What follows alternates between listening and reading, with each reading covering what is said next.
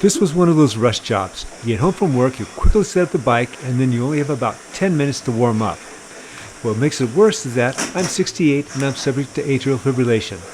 Hey, cycling community, this is Steve, Grusus the Cycling Greek. And just to be proactive and add to my list of excuses, I could have used another day of rest. 2 days ago I did a VO2 max workout on the climb, and you think 2 days would be enough, but again, I'm old. All those things that I mentioned, I could feel them all in my legs when I was digging at the start. We have 61 riders in this race, and this course is pretty darn flat. There is one section though in the middle of each of the 4 laps where it's an extended, I'd say 1 to 2% incline that played a role in this race. Even with all my complaining, it's only been a minute, not even a minute, and I've gotten to the front. Now there's some guy out there, and that's Daniel Davey, 33 from Australia, who's got a 3-second lead on us. I think we need to give Mr. Davey a blood test. That's what we call a big ball move. Well, a number of other people are seeing that, and we're having some people that are trying to bridge up to him. I don't have the legs for that. It's also way too early to do that. I'm just going to ride some wheels. In fact, I'm not on anybody's wheel. I've got to slope a bit and get toward the back, and then the algorithm will just let me slip in behind somebody.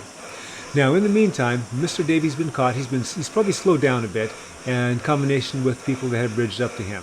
All I want to do this first lap is stay connected with the main group so I can do a recon on this first lap to see what to expect in the subsequent laps. Jumping ahead to the middle of the first lap where that low-grade climb is, the only reason I could tell it was low-grade climb because it looks like a straight road that's flat is that the extra pressure that's put on the trainer. If you look at the map insert in the upper right-hand corner, you'll see that somebody's attacked.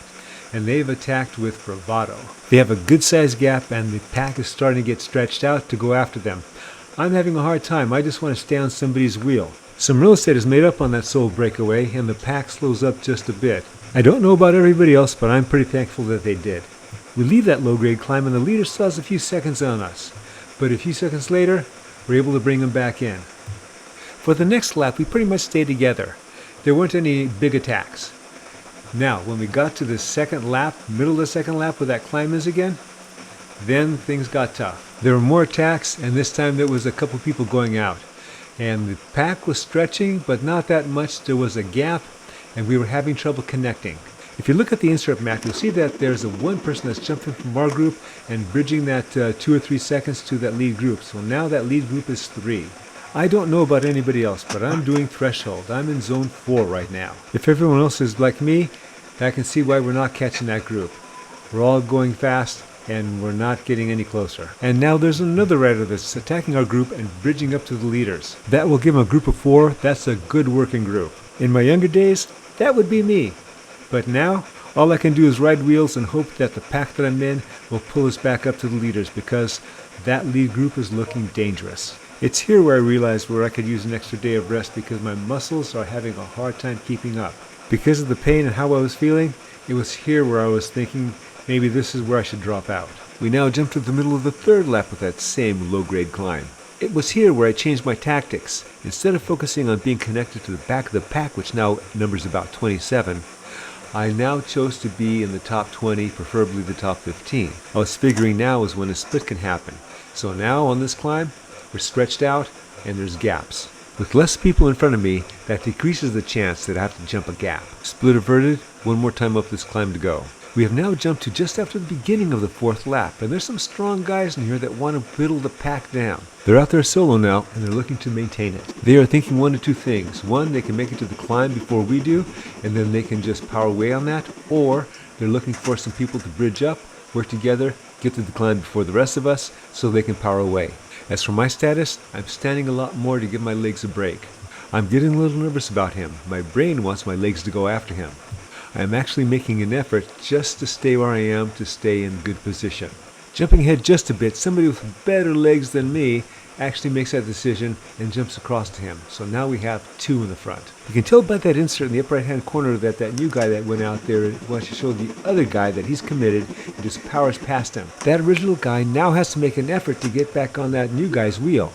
And in fact, that original guy is coming back into the pack. We are now on that low-grade climb and everyone's getting nervous and we're getting stretched out. The power I'm now having to put out is ranging from threshold to the top of my VO2 max range. I'm getting nervous, but I'm also getting taxed. I am literally talking to myself and saying that I can't get up to that breakaway guy, the only thing I could do is just stick with the pack and hope they get me up to that breakaway guy.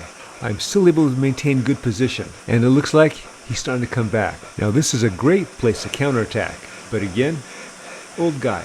But I am watching for other possible counterattacks. We are now on the cobbled finish section. We're going to pass the finish line to our left, do a 180, and come in for the sprint. It's 1K to go, and the attacks have started. Again, I'm talking to myself.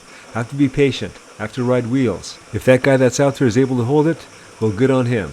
If I do anything else, there's a very good chance that I'm going to be off the back before I get to that 180. We are now getting close to half a K to go.